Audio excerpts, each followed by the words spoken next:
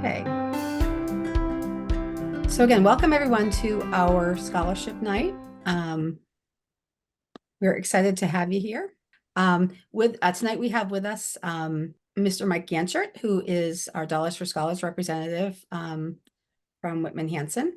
And I can't say enough about the Dollars for Scholars folks. They do so much for our communities, and we're really thrilled to have them every year support our seniors. Also have Megan Rivera from the school counseling department. Megan's our administrative assistant, but she actually runs the scholarship program. So she's a great person to get to know and to ask questions if you need to. And again, I'm Ruth Kerrigan, Director of School Counseling. So again, I think we're ready to go. Welcome to our scholarship assembly. And Meg, can you see the PowerPoint? Yes. Okay, great. All right. So the first thing I'm going to do is turn things over to Mr. Ganchert and to talk about the Dollars for Scholars program. So Mike, I'm going to hand it over to you right now. Sure. So I kind of divided this up in two parts. One is our timeline and the other is a little bit about the application. So as far as Dollars for Scholars, we have one online application. And the advantages of that is that your one application puts you in front of 250 different scholarships. You need to have a 2.5 grade point average to be eligible. You need to live in Whitman or Hanson or attend Whitman-Hanson Regional High School. You need to be a graduating high school senior. So if you meet those three standards and you complete the application from beginning to end, there's approximately a 98% chance that you'll be given a scholarship. We aim for 100%, but every year there's one or two that maybe haven't completed the application as thoroughly as possible. But we try to represent the towns of Whitman and Hanson, and we know that the residents of Whitman and Hanson feel that everyone deserves a chance to go to college, and that's what we try to represent. Our application is available on our website, which I can see on the screen here, www.whitmanandhanson.dollarsforscholars.org. It's available all year long. However, it only goes live from February 1st to March 15th, and it ends on March 15th at midnight. And I tell people this because there's a cautionary tale that if you went to our website on March 22nd, you could go to our website, you could find our application, you could complete all of the data in the application, but because we're not live, you won't be able to submit it to us and we won't be receiving your application. So the midnight March 15th deadline is really important. After the student has completed their application by March 15th, the school counselors then have a week to get us their transcripts. The students actually request their transcripts within the application itself. So that happens by March 22nd. Then from the end of March until mid-May, we have an awards committee. They're an evaluation group. They review and score the applications that are in front of them. We do it anonymously. We number all of the applications, so we remove the names. It's 15 adults from Whitman and Hanson, and no senior parent can serve as a representative on the awards committee. They score the application on 6 different categories. And I'm just writing them down so I don't forget. Your grade point average is worth 80 points. Your test scores are worth 40 points. Activities worth 30 points. Your essay, which would be your goals and aspirations, are worth 20 points. And there's an optional one, which is worth 30 points. It's special circumstances. And that basically is any unusual circumstances which may have affected your performance in high school. Mike, can I ask a question? This year, as in the past, there are lots of kids who did not take SATs, with so many schools being SAT optional. So how do you handle it if a student doesn't have an SAT? So test scores are either SAT, ACT, or AP tests. So if they haven't completed any of those, what we do is we have created a formula where we take their grade point average and we work it out so that it matches the point system of the test scores, the 40 points for the test scores. So they won't be penalized in any way. Okay, great. Thank you. Thank you. The other category, which isn't listed on our application, is the bonus points, which is if you are a DFS volunteer, you're a student and you volunteered for Dollars for Scholars sometime in the 4 years that you were in high school, you get an additional point for every hour that you've worked for us. Those points get added together and they get added on top of your merit scores. So if all of your scores added up to 150 and you did 15 hours of service with Dollars for Scholars, it would be 165. Typically, it does not make the difference between getting a scholarship or not getting a scholarship, but it can be the difference between getting $600 and $900 or $1,200 and $1,700. So it affects the amount of the scholarship, not so much how whether you get one or not. After the awards committee has scored your application, they will rank it, and the top person, the person with the most points, will get the largest scholarship, and we work our way down until we've satisfied as many of the students as we can. Sometime in the middle of May, you'll get a letter from us telling you that you've been awarded a scholarship. It won't say what scholarship or the amount, but it just invites the student and the parent to awards night, which is May 29th. Is it still May 29th? Yes. May 29th at the high school, and you're invited to attend that. Additionally, on June 15th, you need to accept your scholarship with Dollars for Scholars. And the main point of accepting the scholarship is so that you can update your college, because there's a lot of times where you fill out your application, you thought you were going to Simmons, but you're going to UMass Boston. So this is your opportunity to actually update us with what your college will be sometime in the fall. And then you actually claim your scholarship after the first semester between November 1st and February 1st. But we won't get into that. As far as the Dollars for Scholars application, as I mentioned, it's listed under our website, whitmanenhansendollarsforscholars.org. We use what's called ChapterNet, which is a program that was designed by Scholarship America, and over 500 chapters nationwide use that. It lets you know that because there's a lot of questions on there that you say, why do they need to know that? And we probably don't. Our local chapter doesn't use all of the information that you put in there. We just use what we need to score our applications. But there are 499 others that might gear their scoring a little differently than us. To log into ChapterNet, you go to the website, and then at the very top, you'll see a Students and Parents tab, and that's where you'll click on. I think Ruth is going to try to click on that, but I'll keep talking while you do that. It's okay. Okay, so I'm going to stop the share for a moment and go to the website. So again, give me a moment to do that. All right. Anyways, before to get to this page, what you need to do is you need to go click on the student and parent tab, and then down the bottom it'll say log in, and that's where you will log in. Okay. You'll use your email address and you'll use a password. If it's your first time going on, you'll be asked a series of questions and you will be emailed a password that you can use. We do ask that you use your personal email and not your school email. In September, after you've graduated, or just say October, November, when it comes time to claim your scholarship, we like to send out an advisory letting you know it's time to claim your scholarship. And if you're using your school email address, it will bounce back to us because you're not there. As far as once you get in here, you'll see on the left-hand side, My Information. And there's a list of about 17 different categories. Some of them aren't really categories that you'll be doing.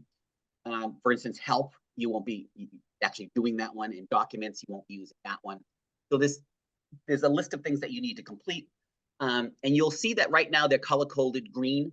And that's because I've already done these last night. I was trying to get the screen all green. When you first go to that screen, they will all be red. So basic information through help will have a little red marker down the left-hand side. And your job is to complete each and every section.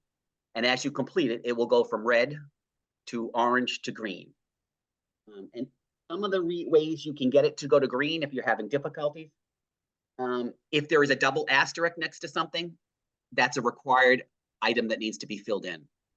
If there's a single asterisk, it's recommended, but you'll still be able to apply without the single asterisk. And if you're doing lists, like list your activities, list your employment, list your honors and awards, it will ask you once you have completed it, you need to let ChapterNet know that you've completed it. Otherwise, it'll save it for you, but it thinks there's more that you're going to come back for. If you hit that you've completed it, it will turn your categories red. So that's your primary objective. Notes that I wanted to mention.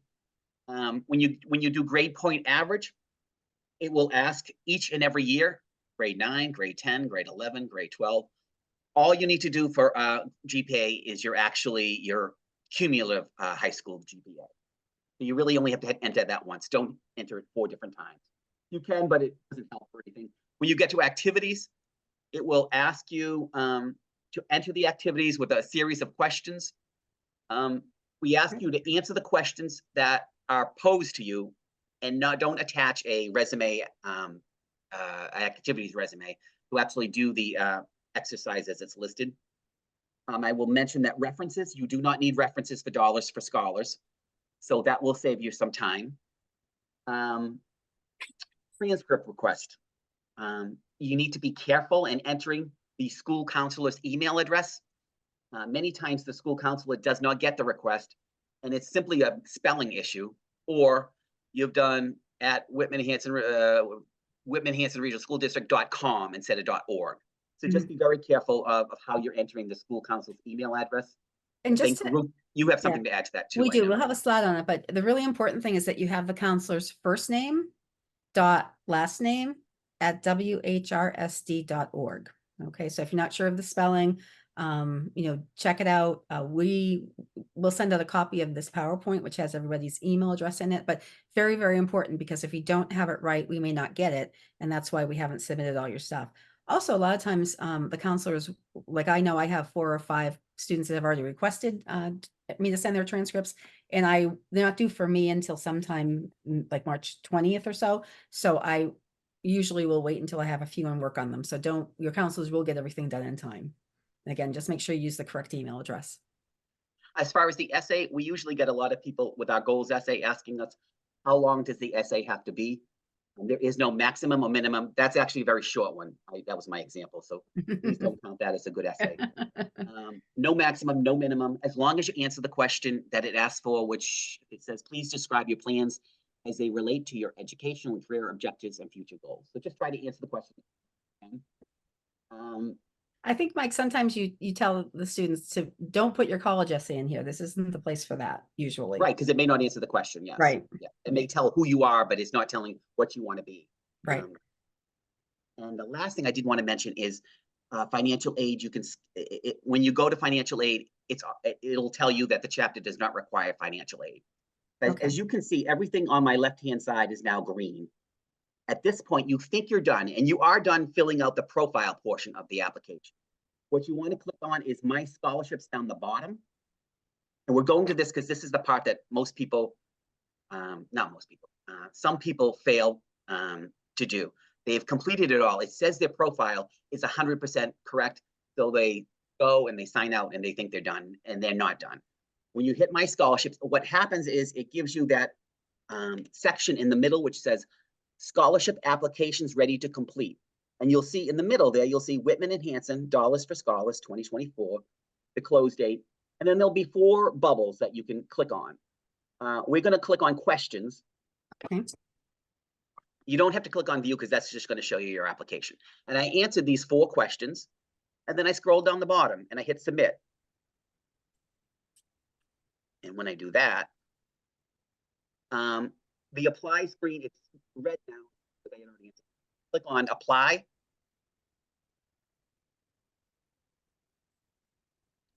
And then it's going to ask you if that's okay. You're going to Just sign it? type in whatever, yes. And then submit. I think you covered it. Okay. With Megan. Oh, sorry. Let me just move us around. There we go. Okay. And now you'll see, scroll down a little bit more, you'll see it's moved. It's migrated from scholarship applications ready to be completed to scholarships I've applied for. So you can see that it's done. A lot of people still are unsure whether they've done it. They call me and they ask me, and all I say is, if you scroll up to the top one last time. I'm sorry, what was that? If you could scroll up to the top of the page. Okay. If you look at the very top, it'll say scholarships I've applied for this year 1. So you know if it says scholarships I've applied for this year 1, you know you've completed the Dollars for Scholars application. Additionally, Scholarship America will send you an email. Some people get them. I assume everyone's supposed to get them, but I think sometimes they end up in the spam file. So people get nervous that they have not completed their application. But you can go back to your profile yourself and you can see that you applied for the scholarship this year. And that's basically the scholarship portion of our application. Oh, I see the names there. Yeah. All right. Yeah. So here are the names. So again, if you need to, take a screenshot of that, feel free to do it. Again, first name dot last name at WHRSD.org. really, really an important part of this. And again, know that if you've already submitted it, or if you submit it, by March 15th, remember the counselors have another week to get that done. So don't worry, we will get it done. And the other thing, Mr. Genscher, I know that you usually come up and visit us toward that March 15th deadline in case anybody's having trouble, right? Yes, I already spoke to Megan, and I'll be up there March 15th from 11 to 2. So if there's anybody that got stuck on something and they'd like to complete it, I'll be at the high school in the guidance department between 11 and 2.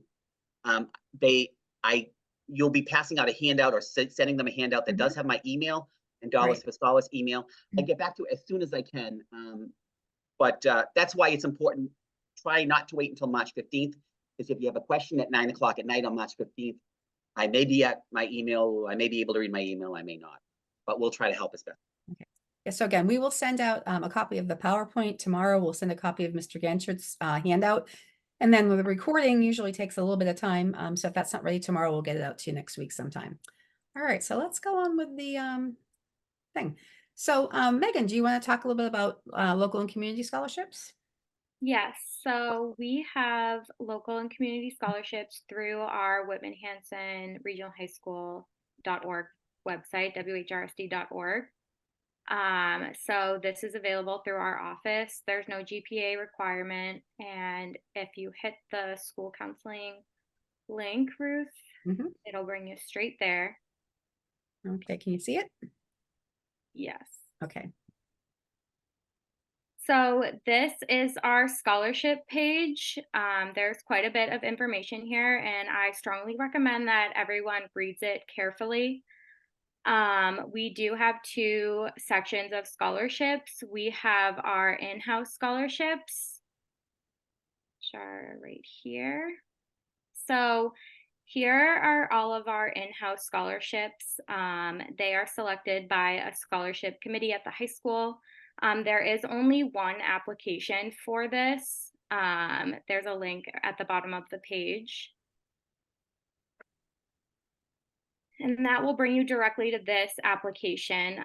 Every application on our page are due on or before April 5th. So this is the one application for the in-house scholarship.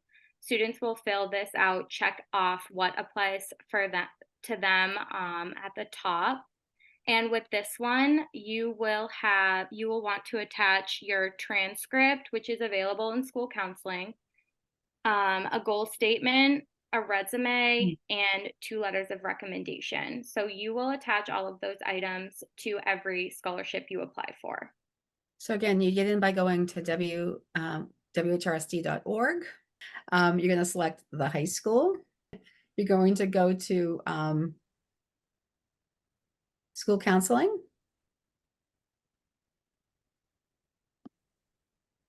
Click that. And then we're going to go to scholarships. You're going to go, can you hover over? It's on the left side. Okay. Oh, right here. Okay, right there. Awesome. Thank you. Okay, so that's how you get to the scholarship page. So, all right, go ahead, Meg. So now you will go to the community scholarships. And here are a bunch of scholarships from our community.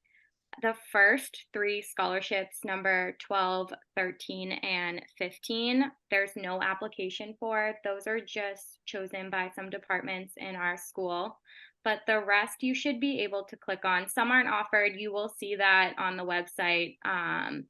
So Ruth, if you just want to click into one. Okay. So this is our Kristen Finn Memorial Scholarship. Students will make a copy of this. You will make a copy of every scholarship application you fill out. And then so all applications and documents must be sent by April 5th and then there's an address. So there will be an address on every application you apply for. And then again, with this one, with every one you fill out, you will need your transcript, goal statement, resume, and 2 letters of recommendation attached. Okay. So let's go back to the PowerPoint a little bit.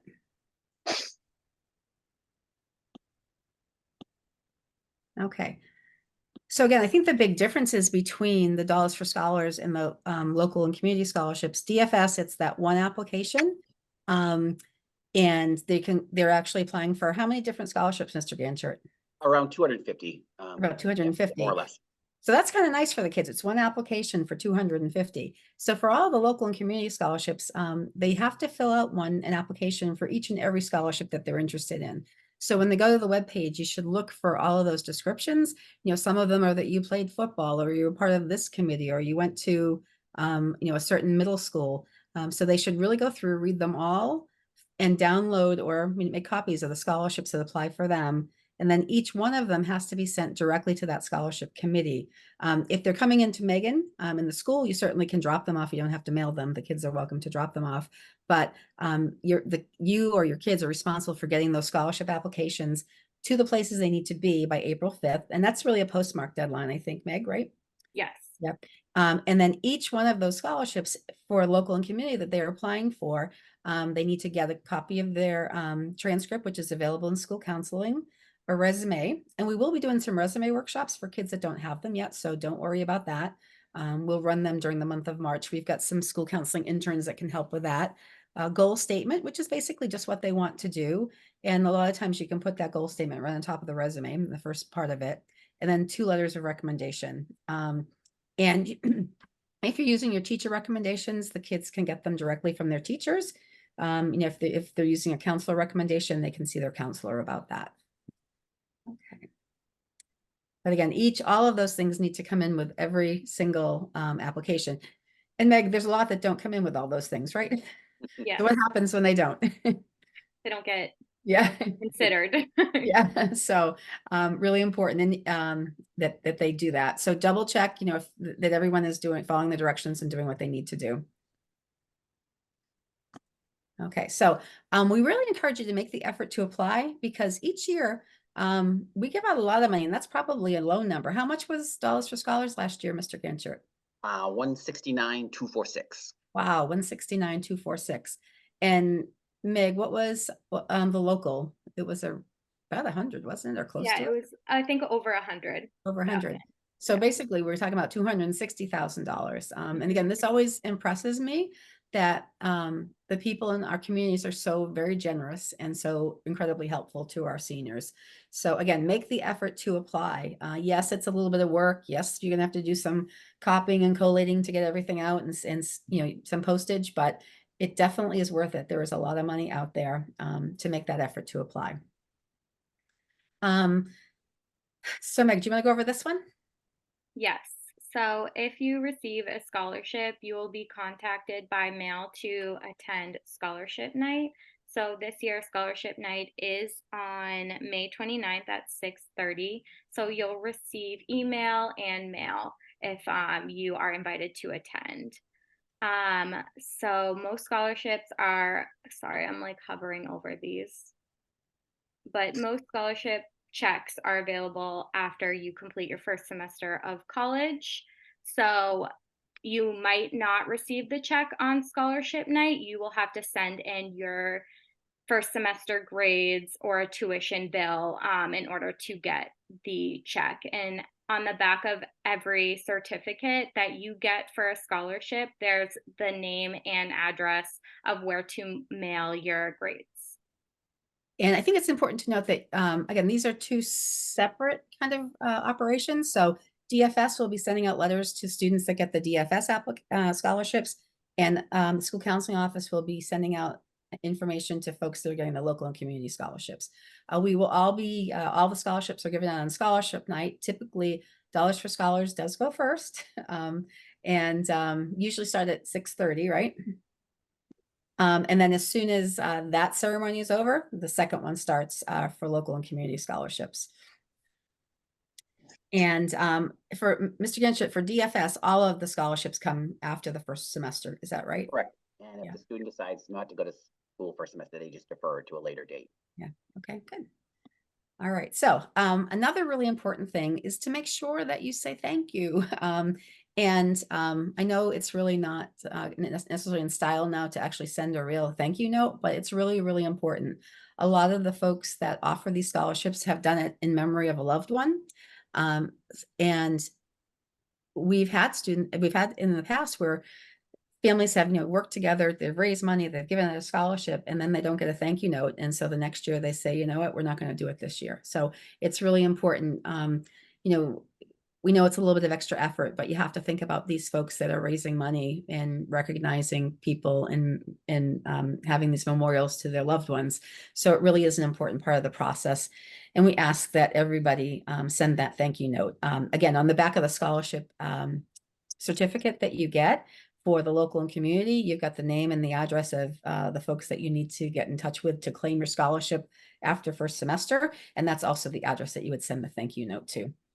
For DFS, Mr. Ganchett, do they have any information on individual folks, or is it just a thank you to so if it's Dollars for Scholars, it will say this is a Dollars for Scholars award. If it's a Dollars for Scholars sponsored award, they'll be given the name of the contact person for whoever sponsored the scholarship, but it gets attached to the certificate. Okay, great. And again, so very, very important to say thank you. So in terms of those are the local and community and Dollars for Scholars. We also have a bunch of random scholarships. Do you want to mention those, Meg? Yes.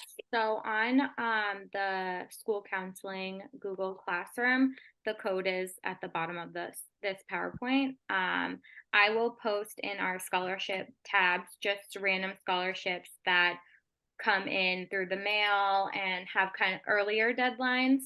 So definitely check that out on our Google Classroom. I post probably 3 to 4 times a week. Yeah, and all the seniors should already be part of that Google Classroom. So that again, they get a notification through their email. And there's all sorts of things. I think Northeastern Savings Bank is in there. Can you remember what was in there recently? I know I've seen a bunch go in. Harbor One is in there. Rockland Trust is in there. There's an Italian Heritage one that I just got yesterday. Yes, there's a whole bunch in there right now that you can go check out. Yeah, so make sure you take a look at those random scholarships as well. You also can look at, the big scholarship websites like, FastWeb and all that. But traditionally, most of the time, we see the money coming to our students through local and community Dollars for Scholars, and then also sometimes, places that, maybe where parents work or community organizations that parents or grandparents are part of. So make sure that you check those things out as well.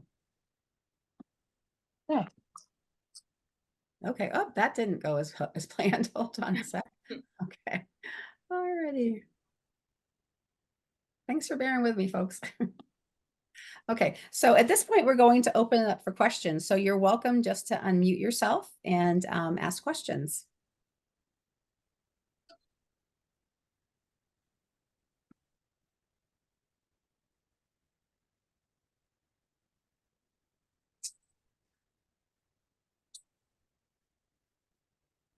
For Dollars for Scholars, did they mention that you do not need to fill in the spot that asks about financial aid that you're receiving? And if so, sorry, the second part is, does academic merit count for money receiving? The first one, yes. So when you go on the Dollars for Scholars application, when you get to financial aid, and you click on it, it will say you do not have to complete the section. Your local chapter does not require you to complete financial aid in order to receive an award. And does academic merit, about half of our scholars points are based upon academic merit. So it's a considerable amount towards their point totals. Okay, so no financial aid needs to be mentioned in the application. No. Okay. Somebody did ask me a question. If you get a scholarship award from whomever, I would encourage you to list it for Dollars for Scholars. It won't negatively impact your scholarship that you get, but it could get, because it's considered an award, you may get additional points for having earned or received an award. So, Okay. Mr. Ganchert, I know I mentioned this before you got on. I had a parent ask, well, gee, my son got some merit money. So he's getting like $20,000 a year in merit money, which at a certain college he's going to. So they don't need to put that down. They don't. No. But it wouldn't hurt. Correct. If they want to list it as an award. Okay. And might it help them? Yes, that's what I'm saying. Yes, they could get additional points awarded by the awards committee if it's considerable. And okay, great. All right. Are there any other questions that we have? I have one. I thought I saw on the dollars for scholars the class rank. How do you know class rank? We When don't you have- click on the class rank, it will say, does your school calculate a class rank? You'd hit no, it would turn green and you move on to the next one. Oh, okay, great. So as I was saying, there's 17 different categories that you have to complete, but some of them you really don't have to complete them. It's in case on another chapter uses class rank. We don't. So just grade point average is what we go by. Thank you. As mentioned, I will be sending out tomorrow a copy of the slideshow, and we'll also be sending out the handout from Mr. Ganchert. I'll also put them in the Panther Press this week. But if you have any questions at all, Mr. Ganchert, your contact information will be on the handout, right, for DFS? Yep. Yep. And then your contacts at the high school for school counselors, you're welcome to get in touch with Ms. Rivera, with me, or your child's school counselor. We're very happy to help you with anything that you need. Okay, and I guess if there's no last questions, we're gonna say goodbye and just thank you for coming. We really appreciate you taking the time and effort to do that and for being there for your kids. So we hope you'll encourage them to fill out these scholarship applications. Can I ask one question? Sure. I'm sorry. Can you clarify a little bit more about this resume that the kids have to make? Is it like a typical resume? I mean, we've never had to make one for. Yeah, at this student point, before. it's a really kind of good idea for kids to making a resume. We're actually looking at in the future trying to get that in as like that's something they're going to do in English as part of a requirement. But yeah, it's a very simple resume. They can do it in Naviance. They could do it in Canva. They can do it in Google or even in Word. They're very simple. And we'll be running some resume workshops. And we have a customizable resume template, I think, and I'll actually see if I can find that and we can send that out to you tomorrow as well. But again, it's not difficult. That would be great. Thank you. Yeah, I mean, just think about all the things that are putting on their college applications of awards and activities and involvement. And it's basically just a place to kind of reorganize all of that. And it can be helpful to build on the future too.